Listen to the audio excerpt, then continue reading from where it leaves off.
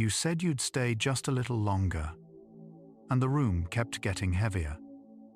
It wasn't that you stopped caring about the people in it.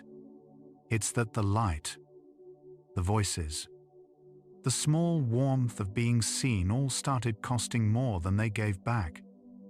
Here is the part almost no one explains. The same evening that fills one person up can quietly drain another. Not because one of you is broken, but because your nervous systems are burning two entirely different fuels. Welcome to Psychology for Sleep. Tonight, we follow that cost gently, down to the chemistry beneath it, and back to the quiet you've been needing without quite knowing why. Let your breath grow slow and even now. You're resting in the soft, low-lit quiet a mind like yours has been reaching toward all day. Let that quiet hold you. And let's go to where the cost begins. Maybe you have noticed how, after a full day of people, you come home and feel like you have nothing left to give, while a friend leaves the very same gathering somehow brighter than when they arrived. You are not imagining the difference, and you are not doing anything wrong. Researchers who study temperament now understand that the same social world charges different people in opposite directions, and the reason lives in the wiring beneath your awareness. This is the quiet question tonight. Slowly answers, why does the same crowded room cost you so much when it seems to cost others so little? The answer has never been about willpower or attitude. It begins inside the nervous system itself. There is a particular tiredness that arrives not from your body working hard, but from your mind being switched on around other people for too long. You feel it as a kind of fullness, as if your senses have run out of room. Scientists describe this through arousal, the brain's overall level of activation, which rises and falls depending on what the world is asking of it. Some nervous systems sit closer to their upper limit, even in calm moments. So ordinary stimulation pushes them toward overflow faster. What feels like fragility is really a system that was already humming before the room ever filled. The exhaustion was real, and now it finally has a name. Perhaps you have watched someone walk into a party and visibly come alive, growing louder and more animated as the hours pass. You may have wondered, quietly, what was wrong with you for wanting the opposite? Nothing was wrong. What you witnessed was a nervous system being fed by exactly the conditions that drain yours.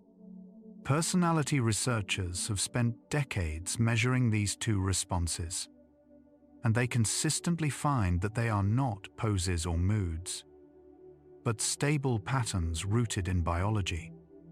The person lighting up and the person fading are simply running on different internal economies. Neither is broken. They are answering to different chemistry. In the same room, at the same time. You might recall a moment when you tried to push through, to stay social long past the point your body was asking to leave. Afterward, the recovery took far longer than seemed reasonable. That lag is not laziness or weakness.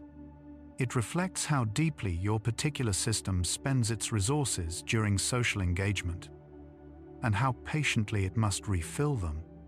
Two nervous systems can sit through the identical evening and walk out owing completely different debts. One barely notices the cost. The other carries it home for hours. The world rarely sees that hidden accounting, which is why you so often find yourself explaining a tiredness that should not need explaining at all.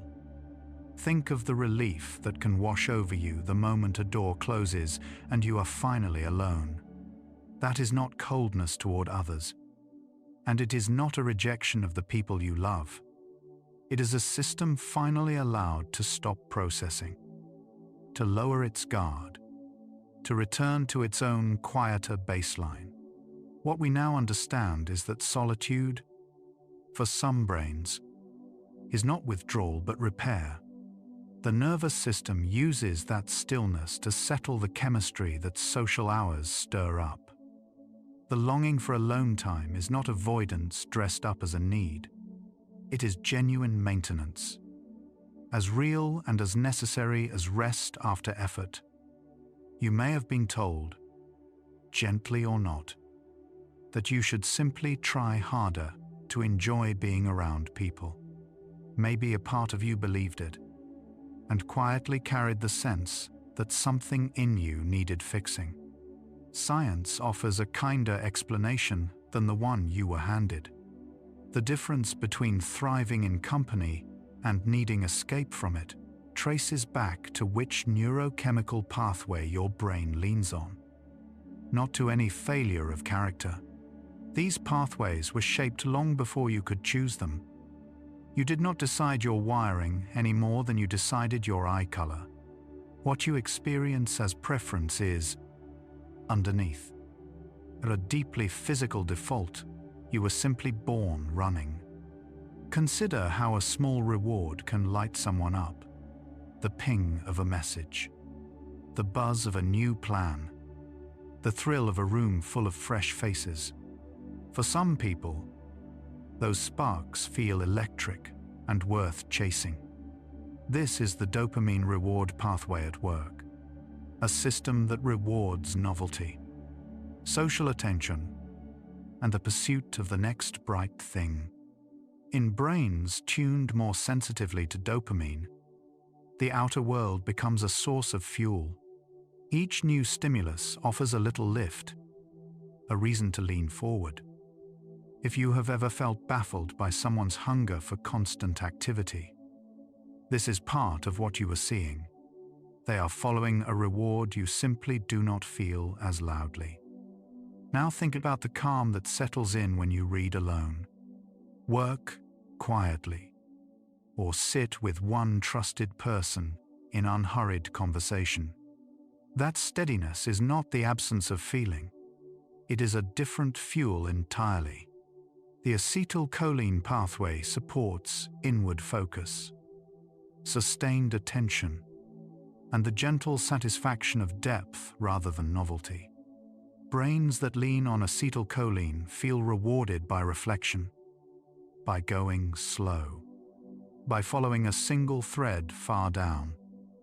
Where one system chases the bright and the new, this one savors the quiet and the deep. If solitude has ever felt nourishing rather than lonely, you have already met your own chemistry without knowing its name. You have probably sensed that your best thinking happens in stillness, when no one is watching and nothing is being asked of you. That is not a quirk. Acetylcholine is closely tied to states of calm, inward attention, and the kind of relaxed focus that lets ideas unfold slowly. It works alongside the part of the nervous system that helps the body rest and restore, rather than the part that pushes you outward toward action. So when you withdraw to recharge, you are not retreating from life. You are returning to the conditions your brain works best in. The quiet you crave is not emptiness. It is the exact environment your particular wiring was built to flourish inside. Notice how, the more you learn, the less your need for solitude looks like a flaw, and the more it looks like a fingerprint. This is only the beginning of what brain chemistry reveals about why being alone restores some people and unsettles others. We are circling closer to the heart of tonight's question: why does the same social world cost completely different amounts depending on how your brain is wired? The shape of the answer is forming. It is not that one kind of person is stronger or weaker. It is that two nervous systems, fed by two different chemicals, were always going to pay two very different prices for the same hour spent among others. You may have a friend who genuinely cannot understand why you would turn down an invitation to be alone instead. From inside their nervous system, your choice makes no sense. because their wiring treats people as energy rather than expense. This is where the two systems diverge most clearly. For the dopamine-leaning brain, social contact triggers reward and momentum. For the acetylcholine-leaning brain, the same contact draws steadily on reserves that only quiet can refill. Neither person is misreading reality. They are each accurately reporting what their own chemistry is telling them. The disagreement you have felt with people who love you was never about caring less. It was two honest systems describing two different truths. Perhaps you have caught yourself rehearsing a conversation long after it ended, replaying the words, weighing what they meant. That tendency toward depth is not overthinking gone wrong. It is the inward-turning quality of a brain that processes experience slowly and thoroughly rather than quickly and outwardly. The acetylcholine pathway supports exactly this kind of sustained internal attention, the willingness to follow a thought all the way down. What looks like dwelling is often just depth doing its work. Your mind is not malfunctioning when it lingers. It is doing precisely what it was built to do, which is to take the world in carefully and hold it long enough to understand it. You might notice that small talk leaves you oddly tired, while a single deep conversation can leave you feeling fed. That contrast is not snobbery. And it is not you being difficult. It reflects how your reward system responds to meaning over mere stimulation. A brain leaning on acetylcholine finds little fuel in surface chatter, because the satisfaction it seeks comes from connection that goes somewhere. The same exchange that energizes a novelty-seeking system can feel like static to yours. Understanding this can soften an old self-judgment. You were never cold or aloof for craving substance. You were simply running on a fuel that surface contact cannot supply. No matter how long you stay, think back to a time you felt overstimulated in a place that seemed perfectly pleasant to everyone else. The lights a touch too bright, the noise a little too much. That sensitivity is part of the same architecture. Brains that sit at a higher baseline of internal arousal reach their comfortable ceiling sooner. So an ordinary environment can tip into too much. It is not that you are weak to the world. It is that your system was already fuller before you arrived. What everyone else experienced as background, your nervous system registered as foreground. The discomfort was never an overreaction. It was an accurate signal from a system doing more with every moment than the people beside you ever realized. You may have felt, in certain crowds, that your mind was working overtime just to keep up with everything around you. Hans Eysenck, a psychologist who studied personality through biology, proposed that this comes down to differences in cortical arousal, the resting level of activity in the brain's outer layer. His arousal theory suggested that introverts tend to have a higher baseline of this activity even at rest, because they start nearer the top. They reach overstimulation faster and seek calmer settings to stay balanced. What you felt as too much was your system protecting a level it was already maintaining. The crowd was not the problem. Your wiring was simply already awake.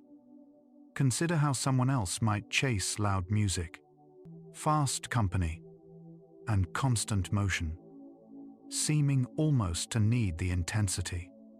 Eysenck's theory offers a reason that fits beside your own experience. He proposed that extroverts tend to sit at a lower baseline of cortical arousal, so they reach towards stimulation to lift themselves to a comfortable level. Where your system seeks to lower the volume, theirs seeks to raise it. You are both, in a sense, aiming for the same internal balance from opposite starting points.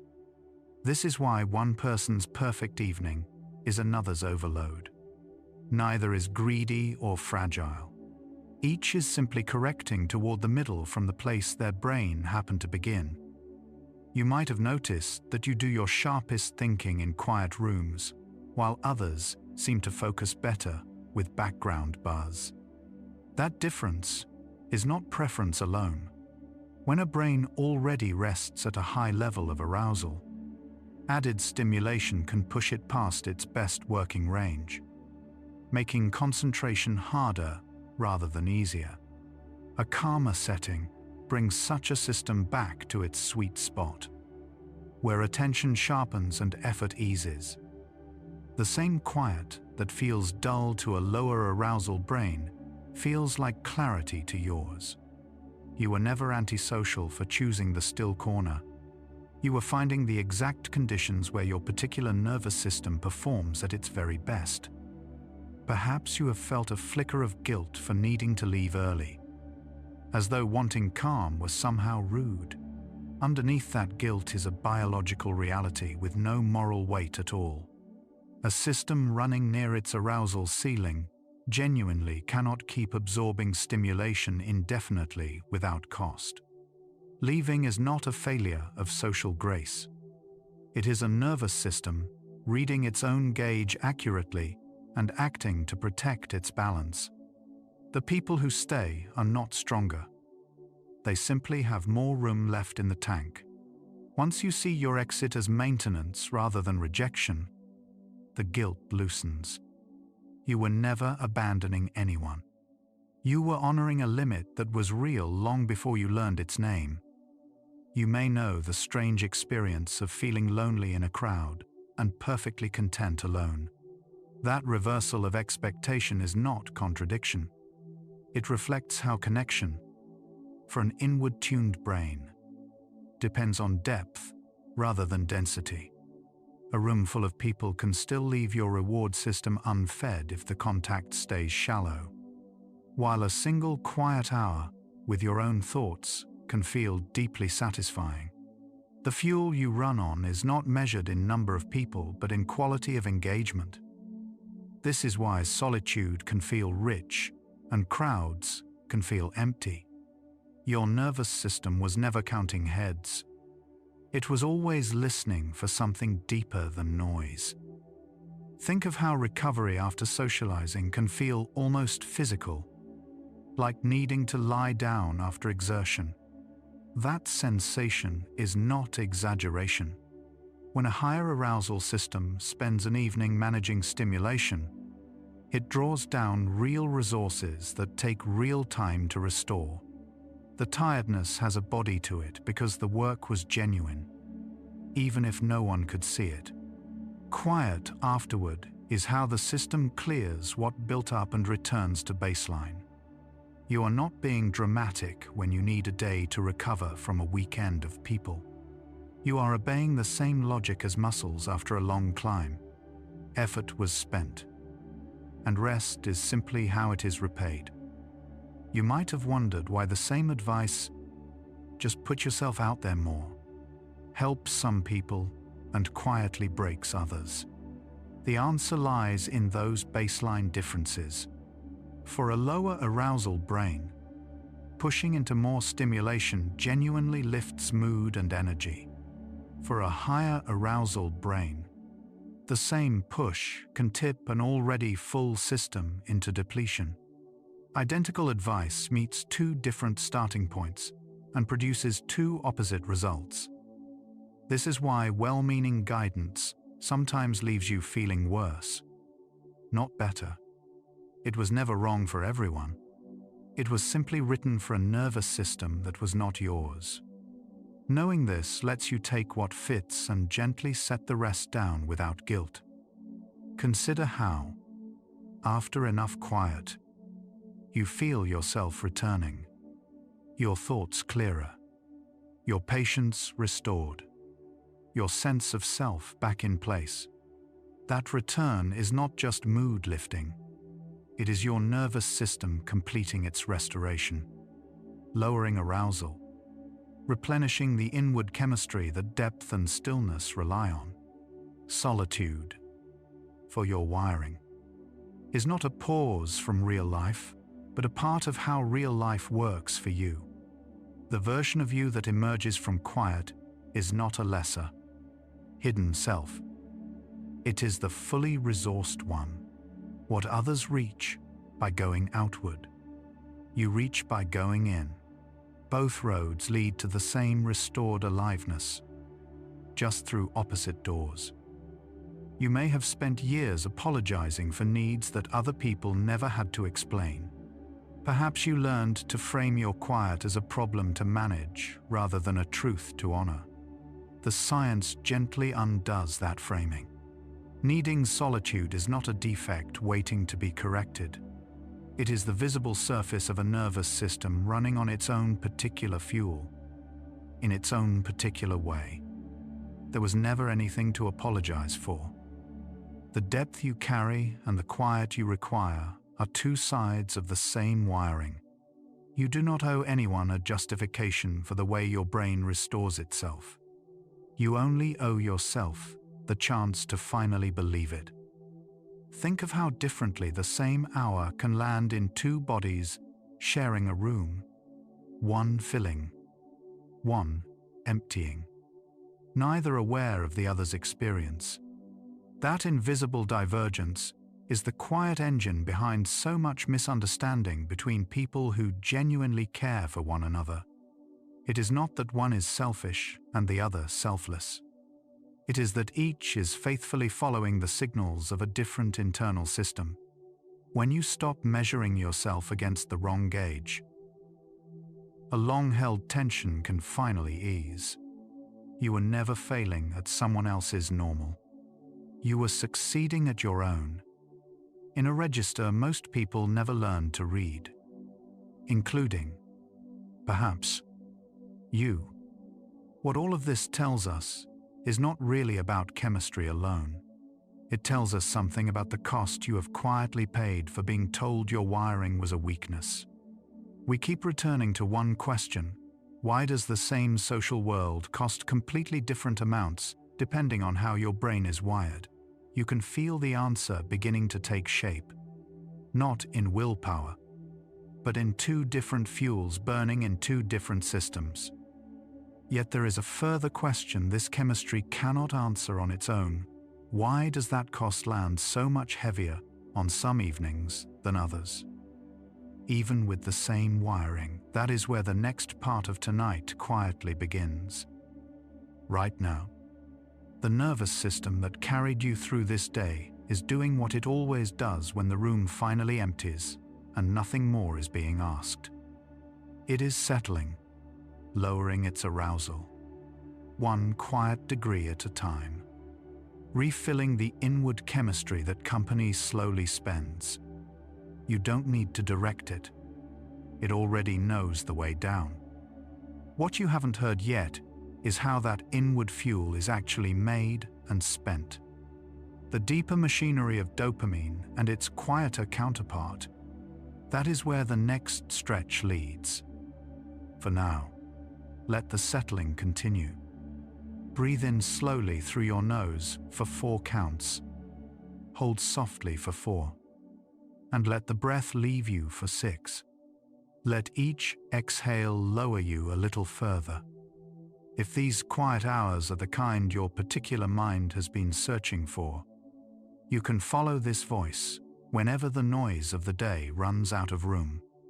Subscribing simply leaves a small light on, so the next still night is easy to find your way back to. There is nothing to do now but rest. We will keep moving through this gently, together. You may remember an evening when one person seemed to gather energy from the very hours that left you wrung out. And you wondered what they had that you didn't. What you were sensing was 2 nervous systems running on 2 different chemical rewards. For the person who lit up, the brain was responding to novelty, faces, and movement by releasing dopamine, the molecule of seeking, wanting, and going toward. Dopamine does not feel like calm. It feels like momentum. Like the next thing pulling you forward. Their brain was being paid, in its own currency, for exactly the conditions that were costing you. The difference was never effort. It was wiring. Maybe you have noticed how a new place, a fresh face, or an unexpected invitation lifts some people instantly, like they were waiting for it. To understand why, it helps to follow the dopamine reward pathway along its actual route. A circuit that begins in deep midbrain structures and climbs into the regions that drive motivation and decide what feels worth pursuing. The signal does not stop at pleasure. It tags an experience as something to repeat. So in brains more sensitive along this circuit, novelty and social contact do not just feel nice. They get marked as worth chasing again. That tagging is why some people genuinely refuel in the very settings that empty you. There may have been moments when other people seem to chase stimulation almost endlessly, as if enough was never quite enough. Scientists describe this through differences in dopamine sensitivity. How strongly and how lastingly a brain registers that reward signal. A nervous system tuned toward lower dopamine sensitivity may need more external input to feel the same lift, pulling it toward bigger groups, louder rooms, faster pace. None of this is about character. It is a thermostat set at a particular point, quietly shaping what feels good. And when your own thermostat is set differently, the same room that satisfies them can simply feel like too much arriving at once. You may know the quieter pleasure of a single deep conversation, a familiar book, a task you can sink into alone, a satisfaction that does not announce itself but stays. There is a different chemical messenger behind that feeling, called acetylcholine, and its role reaches beyond simple calm. Acetylcholine is deeply involved in memory and learning, in laying down what you take in and weaving it into what you already know. So the quiet absorption of reading or thinking is not idle. It is the brain consolidating experience. While dopamine rewards going outward, acetylcholine rewards the inward work of understanding. For a brain that leans on this pathway, the reward is the long, unhurried attention crowds make almost impossible to find. Perhaps you have felt most yourself, not in the spotlight, but in the steady hum of doing one thing slowly and well. Acetylcholine is closely tied to that experience, and it works hand in hand with the part of your nervous system built for rest. When this pathway is active, the body tends toward a calmer state, slower breathing, easing muscles, attention drawn inward rather than scattered outward. This is not low energy or withdrawal. It is a different kind of aliveness, one that feels like depth instead of speed. The quiet you reach for after a long social day is your nervous system returning to the chemistry where it feels most at home. You have probably noticed that after time with people, you do not just want quiet. Your whole body seems to ask for it. That pull toward inwardness is part of how the acetylcholine pathway shapes your default mode. Where the dopamine pathway leans toward seeking and reward from the outside, the acetylcholine pathway leans toward reflection, internal processing, and the slow turning over of thoughts. Neither is better, but they pull in different directions. And most nervous systems lean more strongly one way. If yours leans inward, solitude is not a retreat from life. It is the setting where your particular chemistry finally gets to run the way it was built to run. There may be times you have answered a simple question and felt your thoughts take a long, winding road before arriving, as though the response had to travel further. Brain imaging studies have found that more inward-leaning brains route activity through longer internal pathways, regions tied to memory, planning, and internal reflection. And there may be a real basis for that feeling. In measurements of blood flow, the signal did not take the short route to the outside world. It traveled inward first. So when your answers feel slow, it is not hesitation. It is a longer, more internal road being walked every single time, before a word is ever spoken aloud. Maybe you have felt out of step in fast conversation, not because you had nothing to say, but because your words seem to arrive a beat behind everyone else. Picture your thoughts taking the long way home, passing through memory, through meaning, through the quiet question of what something will cost before you answer. That detour is not slowness in any way that matters. You are checking each reply against more of yourself before you offer it. The world often rewards the fast answer, but the longer road tends to arrive somewhere more considered, carrying more of who you are with it by the time it finally speaks.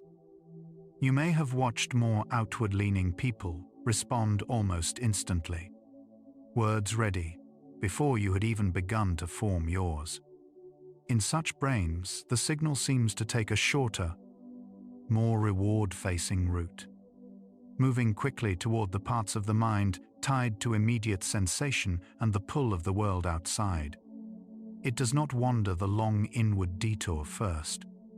It heads almost straight for the room and the small dopamine lift waiting there. This is why quick back and forth can feel effortless for them and effortful for you. You are not failing at their pace. You are simply running a different route, one that trades speed for depth. Consider the moments your heart raced, your mind sharpened, and your whole body leaned into a high-energy room. And how, for someone else, that same surge felt like coming home. That full throttle state is your sympathetic nervous system, the body's accelerator, energized in part by dopamine. It is built for action, alertness, and engagement with the outside world. For more outward-leaning nervous systems, social intensity nudges this accelerator just enough to feel energizing rather than overwhelming. For you, the same input may push the accelerator past comfort. Same pedal, different sensitivity, and a very different ride through the very same evening. Maybe you have felt your body finally exhale the moment you closed the door behind you, as though some inner engine had at last been allowed to idle. That settling is your parasympathetic nervous system, the body's brake, the throttle back side that runs alongside the acetylcholine pathway. It slows the heart, softens the breath, and shifts the body toward rest and repair. For inward-leaning nervous systems, this calmer state is not just relief, it is where you are restored, where the cost of the day is quietly paid back. The solitude you crave is your foot easing onto that brake, letting an overworked system finally slow down. You have likely felt the strange tug of wanting connection and wanting to leave it at the same time, present in the room, yet quietly counting toward the exit. That tension lives in the balance between your two nervous system branches, the accelerator, sympathetic and dopamine-driven, can be engaged by the social world while your brake, parasympathetic and acetylcholine-linked, keeps reaching for stillness. You are not contradicting yourself. You are a system designed to toggle between throttle and brake, and yours simply favors the brake. The wish to go home early is not rudeness or fragility. It is one branch of your nervous system asking, gently but clearly, for the road it knows best. Think of how exhausting it can be to keep your accelerator pressed long after your body wanted to slow. Smiling, talking, staying, while something underneath quietly emptied. That is the real cost of running on the wrong branch for too long. When a brake-leaning nervous system holds the accelerator down through hours of stimulation, it spends resources it cannot easily replace in the moment. The tiredness that follows is not weakness or poor stamina. It is the honest accounting of a system pushed against its natural setting, and the depth of rest you need afterward is not excessive. It is precisely the repayment your particular wiring requires. Something in you has loosened over this last stretch. Take one slow, unhurried breath. Notice how your body, given the chance, drifts toward the brake, toward the quiet side it has been asking for all along. There is nothing here to keep up with, no pace to match, no answer to rush toward. We are moving through this together, gently, at exactly the speed your nervous system prefers. Let the next part come to you. You may have wondered, after a long day with people, why your fatigue feels so total. Not just tired, but emptied in a way sleep barely touches. The two pathways offer an answer. Dopamine-driven stimulation can mask fatigue in the moment, keeping outward-leaning systems going, but a brake-leaning system, pushed by hours of accelerator demand, accumulates a deeper depletion. Acetylcholine-based recovery is slower and quieter than a dopamine lift, and it cannot be rushed. So your exhaustion is real, and it is specific.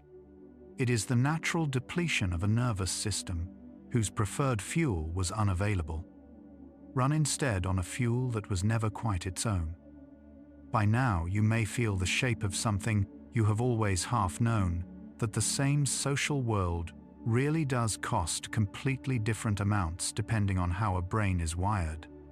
The dopamine accelerator and the acetylcholine brake are not moods you choose. They are the architecture you were given. One is rewarded by the outside world. The other is restored by turning inward. Neither is the right way to be human. They are simply two answers to the same evening. And the alone time you have spent years explaining was never a flaw to apologize for.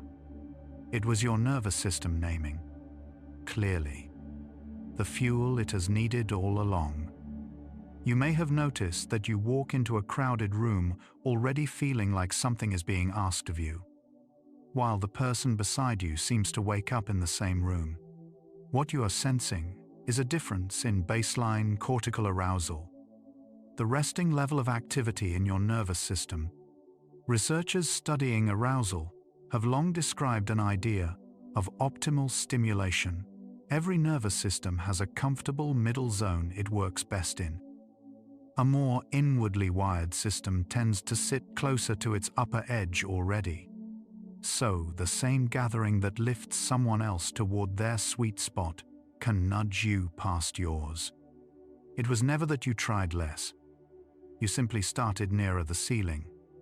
Think of the last time a place felt fine for an hour and then, almost without warning, felt like too much.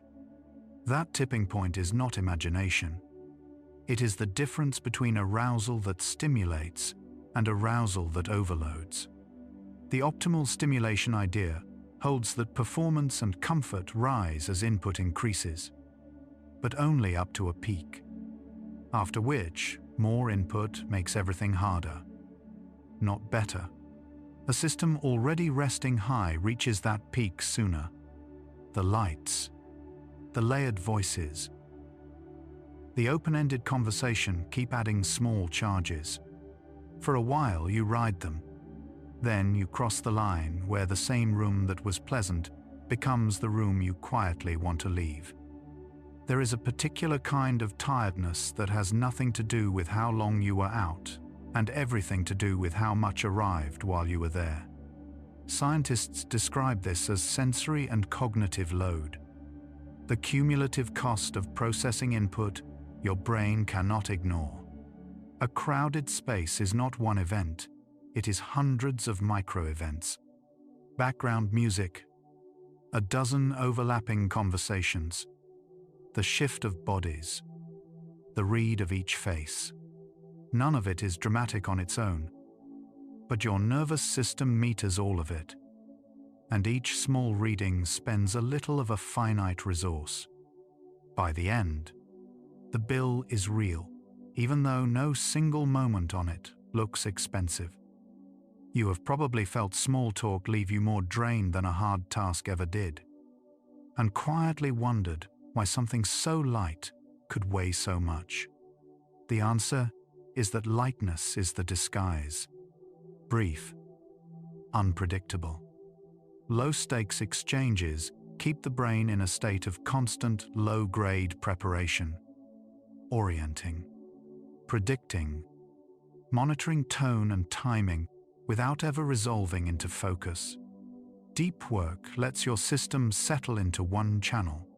Small talk never lets it land. It is the steady drip rather than the single pour. And the steady drip is what fills the glass without you noticing the level rising. By the time you feel full, the filling has been happening for hours. Most people know the feeling of being so full of input that even a kind question feels like one thing too many. That sense of fullness is not a metaphor your mind invented to be difficult. It is closer to a genuine signal that a budget has been spent. Your nervous system runs on real resources: glucose, neurotransmitters, the capacity of attention itself, and sustained processing draws them down. When the reserves run low, the brain begins protecting what remains. It narrows. It resists new input. What feels like being closed off is often a system doing exactly what a careful system should do when it senses the tank is nearer empty than full. You may recognize the particular fog that settles in after too much social time. Words coming slower, thoughts losing their edges, a flatness where warmth used to be. None of that means something is wrong with you. It means the prefrontal cortex, the region that handles focus, language, and emotional regulation, has been working without a pause and is signaling that it has reached its limit. The fog is the message, not the malfunction. Irritability arrives the same way when regulation runs low. Small frictions feel large because there is less left to absorb them. You are not becoming a worse person. You are a depleted nervous system asking, in the only language it has, to be refilled. There is a difference in how deeply input reaches you that you have likely sensed your whole life without a name for it. A growing body of work on sensory processing sensitivity describes nervous systems that register stimulation more thoroughly, taking in more detail, processing it at greater depth, and therefore reaching saturation sooner than systems built to skim. This is not fragility. It is a higher resolution way of meeting the world. And resolution has a cost. The richer the picture your brain assembles from a room, the more energy that picture takes to render. So the same evening can leave a deep processor genuinely spent while a lighter processor barely notices the data came through at all. You may have spent years treating your need to retreat as a thing to apologize for, as if stepping away were a failure of nerve rather than an act of care. What the science of arousal suggests is the opposite. Downtime is not avoidance. It is regulation. The deliberate lowering of input so an over-aroused system can return toward its comfortable middle. When you seek the quiet room, the dimmed light, the single voice or no voice at all. You are not hiding from life. You are doing the maintenance that makes the next round of life possible. The retreat is not the breakdown. The retreat is the repair.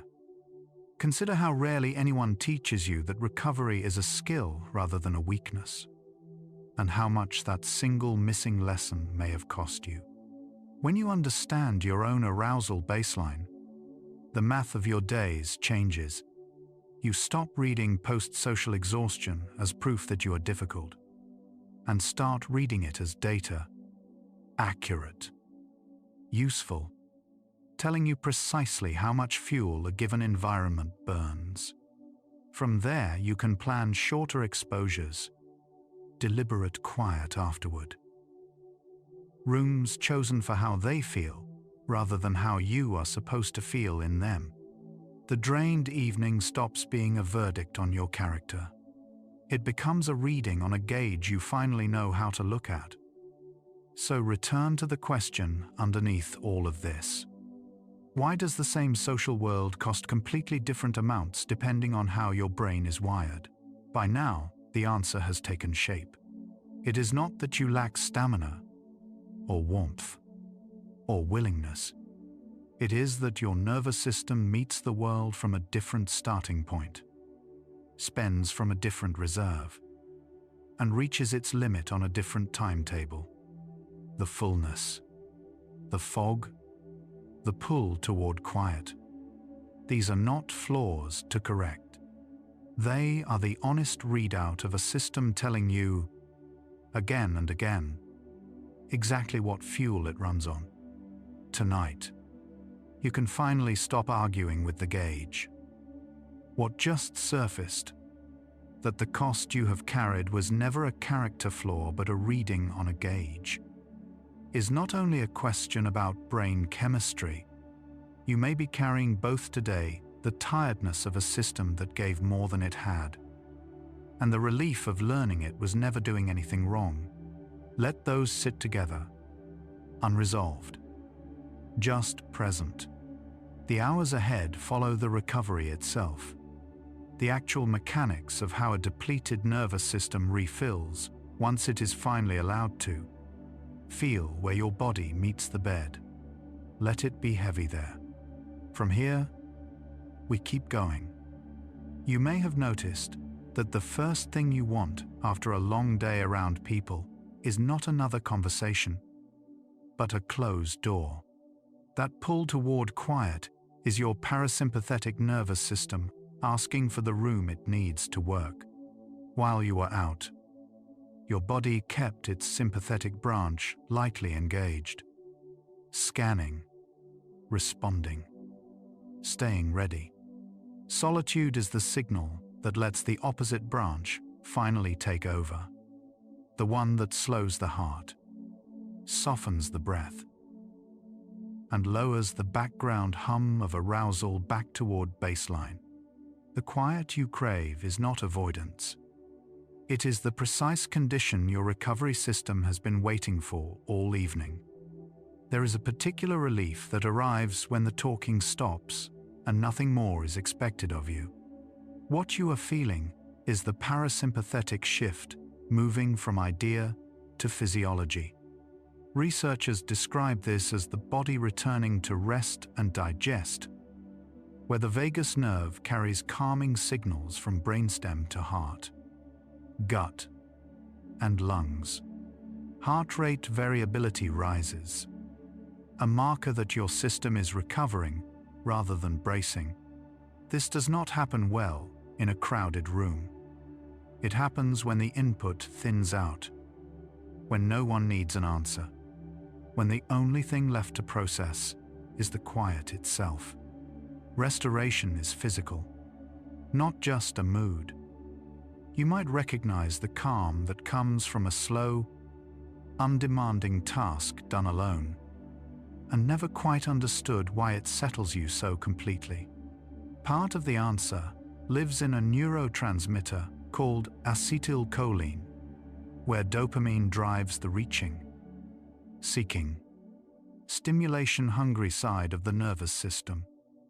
Acetylcholine supports the inward, attentive, restful side. It is associated with quiet focus, with the pleasant absorption of reading or thinking, with a contentment that does not need a reward to justify it. For a brain tuned toward this pathway, sitting alone with one's own attention is not boredom. It is the fuel finally matching the engine. Perhaps you have felt most like yourself, not in the center of the party, but in the hour afterward, alone, when your thoughts begin to move freely again. Neuroscience has a name for the network that comes alive then. The default mode network. It activates when your attention turns away from the outside world and inward, toward memory, reflection, and the quiet narration of your own experience. This is not the brain idling. It is the brain doing some of its deepest, most personal work. The stillness you reach for is the doorway that lets this inward processing finally begin. You know the feeling of a day that has not yet been digested, events stacked up, conversations unfinished in your mind, a vague sense of too much held and nothing sorted. Solitude is where that sorting happens. When the default mode network engages, the brain begins integrating the day, linking new experiences to old memories, weaving fragments into something coherent. This is part of how meaning gets made. It is hard to do while still absorbing fresh input. The day needs a quiet space to settle into, and your nervous system has been quietly asking for that space the whole way home. Maybe you have come away from a single deep conversation, feeling as worn out as if you had run a great distance. There is a reason, and it begins with how thoroughly some brains process what they take in. Research on introversion points to a tendency toward depth of processing, turning information over more completely, connecting it to more layers of memory and meaning before letting it rest. This richness is a gift, but it carries a cost. More processing draws on more resources up front. The depth that makes your inner world so full is the same depth that needs real recovery afterward. You might have wondered why a level of activity that leaves others cheerful can leave you quietly emptied. The depth of processing model offers a gentle answer. A brain that engages each input more fully, that notices nuance and follows implication, spends more energy per moment of experience than a brain skimming the surface. Neither way is better. One trades depth for stamina, the other trades stamina for depth. If you tend toward the deeper path, the tiredness is not weakness and not poor coping. It is the simple arithmetic of a system that gave more to every interaction than it ever showed on the outside. There may have been days you felt nearly raw by evening, as if the volume of the whole world had been turned slightly too high. That sensation has a physiological partner in baseline cortical arousal. Some nervous systems run closer to their stimulation ceiling to begin with. So the same crowd, the same noise, the same stretch of conversation pushes them past comfort sooner. Solitude lowers that arousal back down, returning the system to a steadier register. The quiet is not you being difficult. It is you bringing an already busy nervous system back to the level where it can rest and think clearly again. You may carry a quiet suspicion that you were simply born needing more of this than the people around you. The newer science suggests that suspicion may be partly written into your biology. Variations in genes that shape dopamine signaling, including a much-studied receptor gene called DRD4, have been linked, in some studies, to how strongly a brain is pulled toward novelty and external reward. Some variants have been associated with greater novelty seeking and a stronger appetite for stimulation. The evidence here is suggestive rather than settled, and findings are mixed. But it points to something real. Your preference for quiet may have roots that reach into the chemistry of motivation itself. Perhaps you have felt a flat, almost dutiful response to the things that visibly light other people up. The loud venues, the constant plans, the chase of the next bright thing. Differences in reward sensitivity help explain it. For brains where the dopamine reward circuitry responds more vigorously to external excitement, the social rush feels genuinely energizing, even necessary. For brains where that circuitry responds more modestly, the same rush registers as noise rather than fuel. You are not refusing to enjoy life. Your reward system is simply tuned to a quieter frequency, where smaller, gentler, more inward pleasures land more truly than the loud ones ever could. There is a kind of restoration that feels almost like coming home to a body you had briefly left. When you finally rest alone, several systems work together.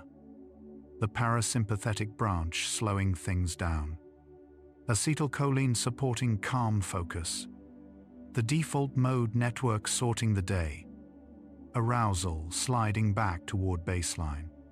None of this is something you have to do. It unfolds on its own the moment conditions allow. Your only task is to stop adding input. The quiet you reached for was never an escape from living. It was the doorway your whole nervous system uses to recover from it. You might know the strange truth that an hour alone can leave you more ready for people than another hour with them ever would. This is recovery doing exactly its job. The capacity for warmth, patience, and presence is not infinite. It draws on resources that deplete and then must be rebuilt.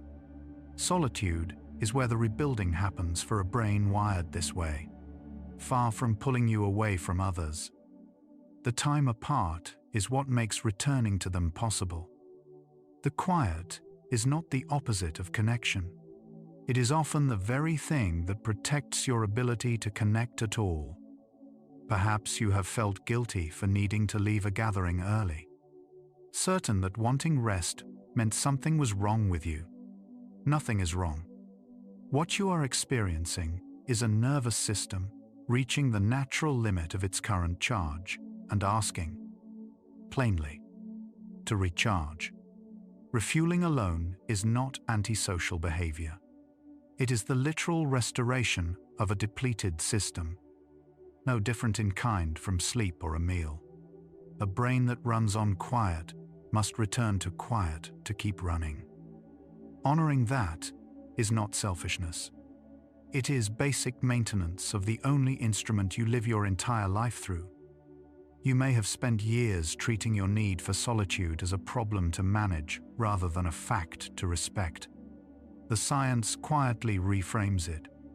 Across the parasympathetic recovery, the acetylcholine-supported calm, the inward work of the default mode network, and the genetic tilt of your reward chemistry, a single pattern appears. Your system restores itself through quiet, not through stimulation. That is not a flaw in your design. It is the design. And the more you stop fighting it, the more reliably the restoration arrives. On its own, in the stillness you were always right to want. So why does the same social world cost completely different amounts depending on how your brain is wired? By now, the shape of the answer is clear. It is not that one person is strong and another fragile, or that one is trying and another is not. It is that two nervous systems are running on different fuels, recovering through different channels, drawing down and rebuilding their reserves by different rules entirely. The world charges each of them a different price because it is meeting two genuinely different machines. The cost was never a measure of your worth. It was only ever a measure of your wiring. You might have noticed that even good company, the kind you love, still leaves a tab to be paid in quiet afterward. This is not a sign that the connection was wrong. It is the recovery cost that comes attached to a brain built for depth. The warmth was real, and so is the tiredness. And the two do not cancel each other out. They simply belong to the same system. One that gives fully and then needs solitude to restore what it spent. Loving people and needing distance from them afterward are not a contradiction. For your wiring, they are two halves of the same whole. Perhaps you have felt most genuinely rested not after sleep alone, but after sleep that followed real solitude. An evening with no demands, no performance, no one to read. There is sense in that. The parasympathetic system recovers most fully when the day's last hours stop asking it to stay alert. Solitude before sleep lets arousal fall gradually rather than all at once. So the nervous system arrives at rest already softened. The quiet evening is not wasted time before bed. It is the long, gentle runway your recovery system uses to bring an entire day in for a smooth and complete landing. You may have been told, kindly or not, that you would feel better if you simply pushed yourself to be around people more. The science suggests something gentler and more accurate. For a brain tuned toward acetylcholine and inward processing, more stimulation does not refill the tank. It empties it faster. What restores you is the opposite of pushing the permission to stop, to be unobserved, to let the inward systems do their quiet work. There is no amount of forcing that turns a quiet-fueled nervous system into a loud-fueled one. There is only the steady relief of finally giving it what it actually runs on. There is a particular contentment in being alone and unbored, absorbed in a thought, a page, a small task, asking nothing of anyone. That contentment is a real neurochemical state, not a consolation prize.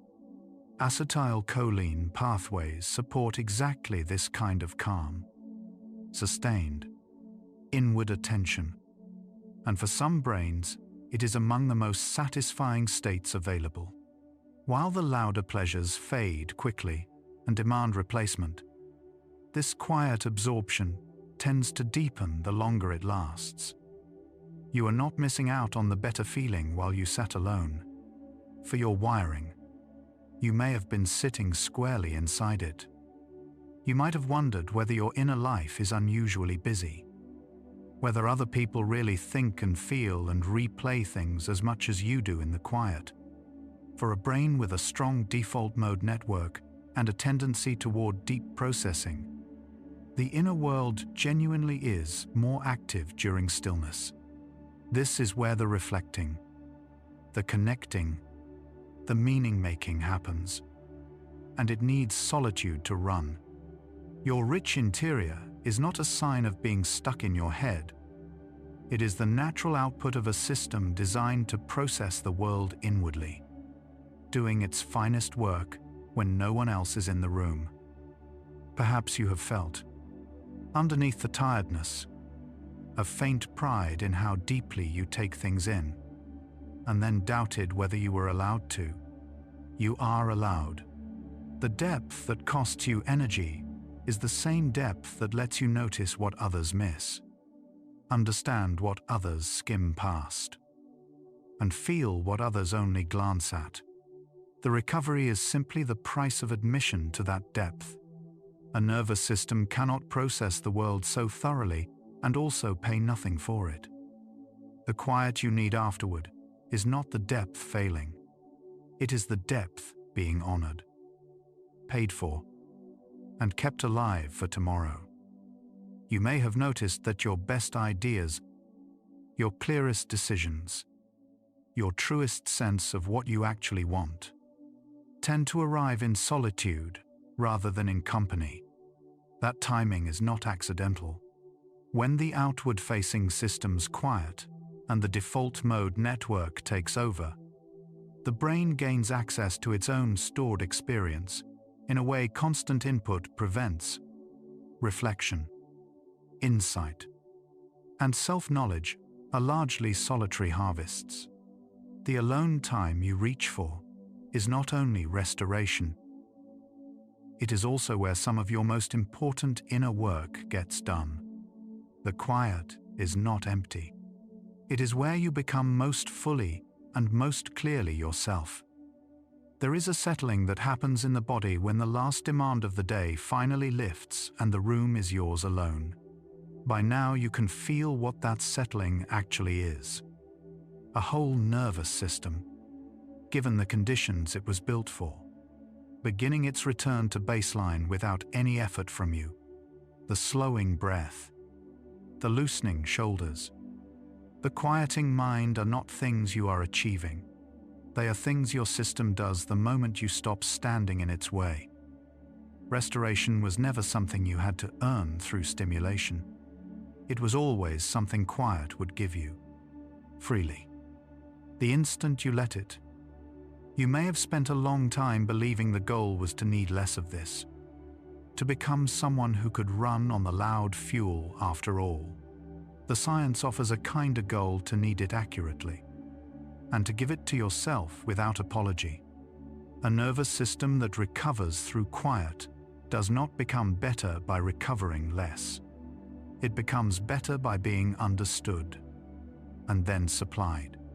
Everything across this stretch, the parasympathetic recovery, the calming acetylcholine, the inward network, the tilt of your reward chemistry, points to one truth.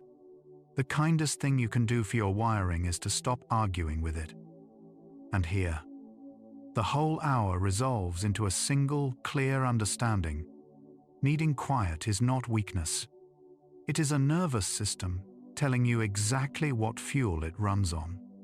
The pull toward solitude, the cost of company, the deep processing, the inward recovery, the reward chemistry tuned to a softer frequency. None of it was ever a flaw to fix. It was information. Your need for alone time has been an honest report from the most sophisticated instrument you own, naming its own conditions for restoration. To listen to it is not to give in. It is to finally read, accurately, the operating instructions you were born with. The nervous system has its own tide. Every evening it pulls back from the demands of the day, not because you command it, but because it is built to return to quiet the way water is built to find its level. Right now, in this stillness, that tide is already turning, carrying your system back toward the baseline it knows. You don't have to guide it. You only had to stop adding to the shore. The last facts tonight arrive into that returning quiet. They ask nothing of you, only that you let the tide come in. The far shore is close now. There is a quiet relief that comes when you stop asking whether your need for solitude is allowed, and simply begin to honor it. What researchers tend to find is that knowing how your own system spends energy predicts well-being better than the trait alone. Understanding how your nervous system spends energy lets you stop fighting it and start working with it. The exhaustion was never the problem. The problem was being told the exhaustion meant something was wrong with you. It never did. You have probably noticed that the people who recover best from a crowded day are not the ones who push through, but the ones who plan for it. Studies on energy management show that anticipating depletion and scheduling recovery reduces the physiological cost of social effort. This is not avoidance. It is maintenance. A nervous system that runs on acetylcholine simply needs its quieter pathway honored, the way a body needs to rest a muscle it has used. Planning your solitude is not weakness. It is wisdom in advance. Think of the times you said yes to one more gathering when every signal told you to go home. Researchers describe this as overriding interoceptive cues, the body's inner readings of its own state. When you ignore those readings often enough, the cost compounds into something heavier than tiredness. But the reverse is also true. Each time you listen, you teach yourself that your inner signals are trustworthy. Slowly, the question of whether you deserve rest dissolves, and only the quiet need remains. You may know the particular guilt of stepping out of a gathering before the others, sure that someone will think you cold. What we now understand is that this guilt comes from a story, not from your wiring. The wiring is neutral. It simply asks for less stimulation than the room provides. The judgment was added later, by a world that mistook your difference for distance. When you set that story down, what is left underneath is not coldness. It is a quiet kind of care that needed space to keep itself whole. There is a moment, when you finally close the door behind you, when your whole body seems to exhale at once. Science calls this the parasympathetic rebound, the shift back toward rest as the demand for vigilance falls away. For a brain with a higher baseline arousal, this rebound is not a luxury. It is how the system returns to itself. The relief you feel is real and measurable. It is your nervous system thanking you for finally giving it the one thing it was asking for all along. Perhaps you have wished, more than once, that you could simply want what others seem to want. The long nights, the constant company. What researchers gently point out is that wanting is not the issue. Your reward system is tuned to a different signal. The acetylcholine pathway finds its quiet satisfaction in depth, reflection, and the inward turn. You are not failing to enjoy what they enjoy. You are built to enjoy something else, something just as real, that simply happens to be quieter. You may have spent years apologizing for the same sentence. I need some time alone. What we now know is that this need is as physiological as hunger, and far less optional than people assume. The brain that runs on a longer neural pathway takes more time to process the day, and that processing happens best in stillness. There is nothing to apologize for in a basic requirement of your own biology. The apology was never owed. It was only ever a habit, and habits can be set down. Think of how differently the same evening can land. Opening one person up, closing another down, with no fault on either side. This is the heart of what the science has been showing all along. Two nervous systems, two fuels, two honest experiences of one shared room. When you understand this, you stop measuring yourself against a yardstick that was never made for you. The room did not cost you too much. It simply cost more than it costs someone running on a different chemistry. That is all. You might recall someone you love saying, gently, that they wished you would come out more. What helps here is not changing yourself, but offering them the map. When the people around you understand that your solitude refuels rather than rejects, the explaining grows lighter. You are not pulling away from them. You are returning to a baseline that lets you come back fully present. The need that once felt like a wall between you can become, instead, the thing that lets you stay close without burning out. There is a particular peace in no longer treating your quiet hours as time stolen from somewhere better. Researchers studying restorative environments find that chosen solitude lowers stress markers and restores attention in ways company cannot. Your alone time is not absence. It is active repair. The mind sorts. The body settles. The inner signal finds its frequency again. You were not hiding from your life in those hours. You were doing the quiet work that lets the rest of your life happen at all. You may have noticed that your best thoughts arrive when no one is asking anything of you. This is not coincidence. The same inward-turning pathway that makes crowds costly also opens a wide, unhurried space for reflection when the demand finally drops. The brain that processes deeply needs room to do it. What looked like withdrawal from the world was often your mind doing its most honest work. The solitude you reached for was never an escape. It was the condition your particular kind of thinking quietly required. Perhaps you have felt the difference between solitude that heals and loneliness that aches, even when they look the same from outside. Science draws the same line you have always felt. Chosen quiet activates restoration. Unwanted isolation activates distress. They are not the same state, and your body has always known it. Learning to claim the first without fearing it becomes the second is its own kind of freedom. You are allowed to be alone and well at the same time. You always were. You may have caught yourself rehearsing reasons before you have even left, building a case for a need that needs no defense. What we understand now is that this rehearsal is a learned reflex, not a requirement. Somewhere you absorbed the idea that rest must be justified. But a nervous system asking for quiet is not making an argument. It is simply reporting its state. You can let the rehearsal fall silent. The need stands on its own, the way thirst does, asking nothing but to be met.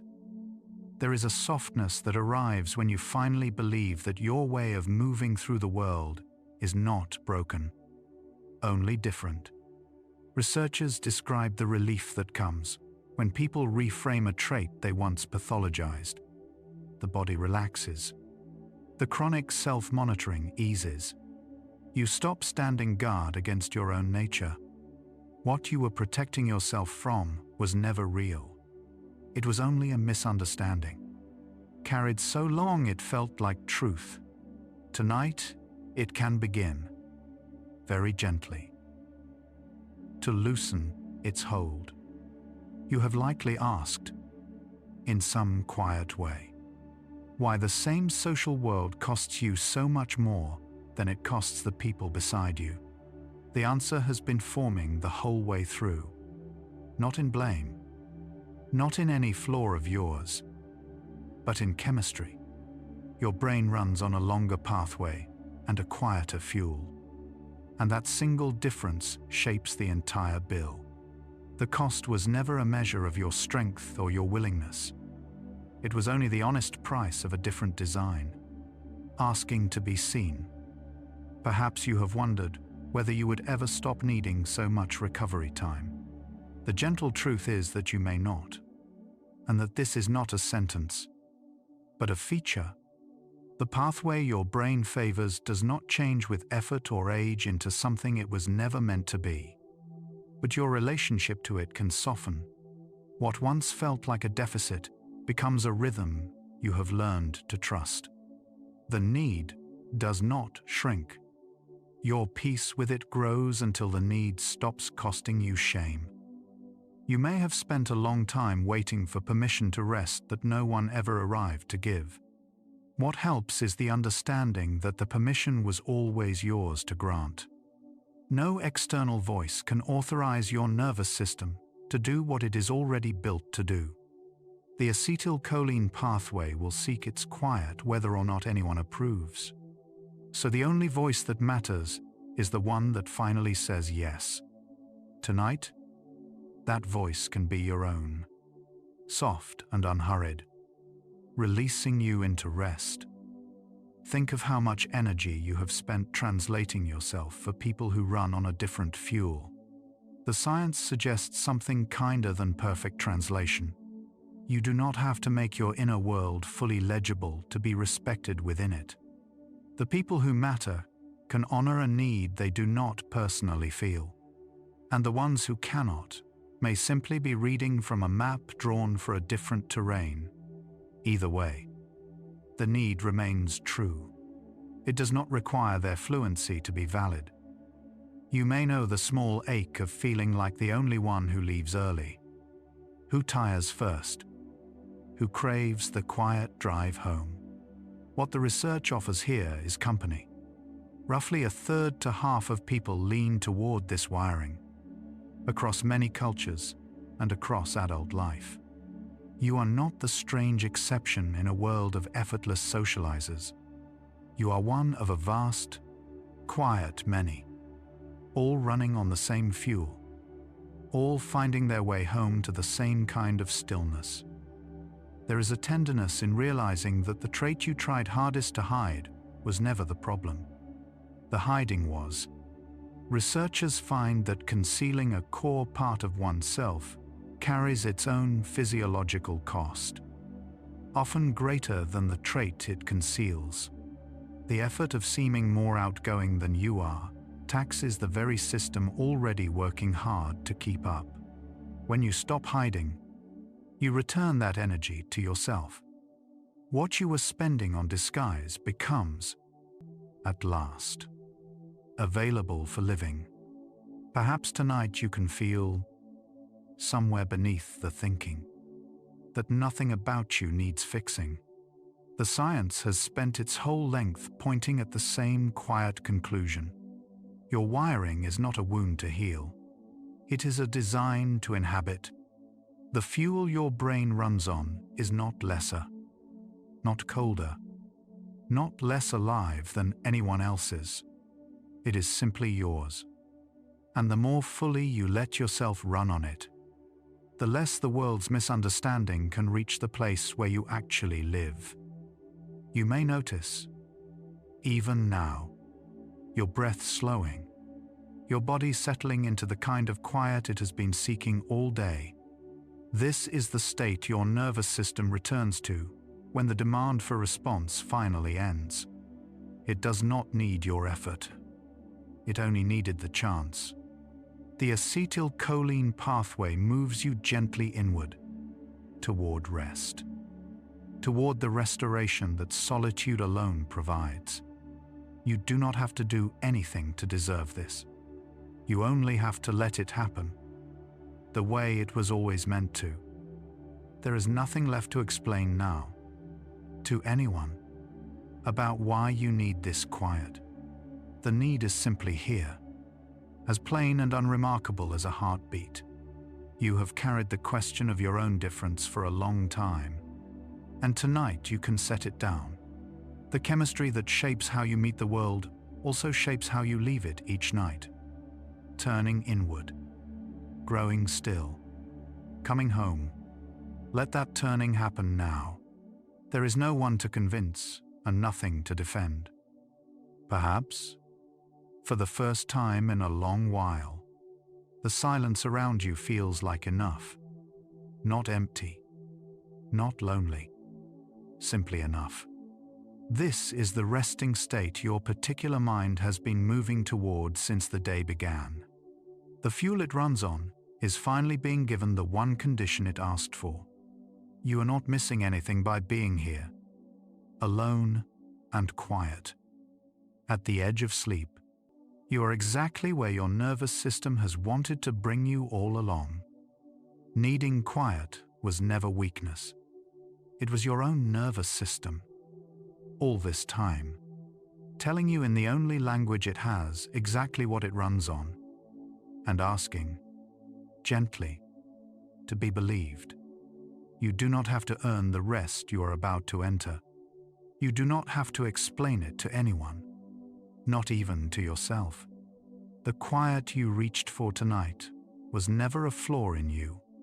It was you, finally listening to the truest thing you know how to feel. The fuel your mind has been running on all day is finally being given the one thing it always asked for, rest. The pathway that made the crowd cost so much is the same pathway that now carries you inward, toward depth, toward stillness, toward the quiet where you are most yourself. The cost and the homecoming were always the same wiring. They were never two different things. Let your entire being dissolve into the quiet your particular kind of mind has been moving toward since morning. The inward stillness no room could give you, and no person needed to. The need you spent so long explaining asks nothing more of you now. It has been met. You can simply rest inside it. The world asked you to run on a fuel that was never yours, and called you tired when you couldn't. Tonight, that misunderstanding has a name, and a mechanism, and a quiet kind of dignity it never had before. The quiet you needed was never a failure to keep up.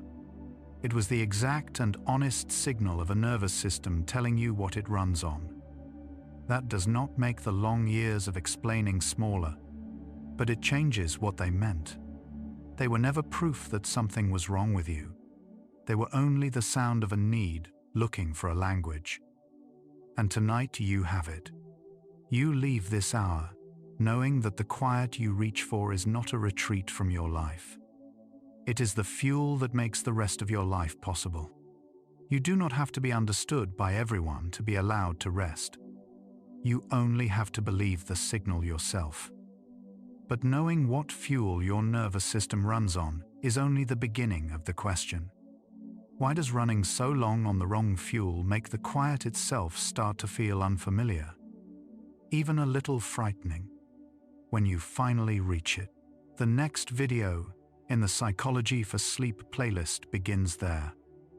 You can allow these thoughts to settle now, like a mind turning gently inward at the end of a long day, no longer reaching outward for anything. Let your body grow heavy with the quiet that comes after finally being understood. If sleep comes, let it take you to the still, inward place your particular kind of mind has always called home. If your eyes have already closed, there is nothing left out here to open them for. Rest well. Careful one. The quiet you needed was never weakness. It was only your own nature, telling you the truth, where science becomes the softest place to rest. Good night.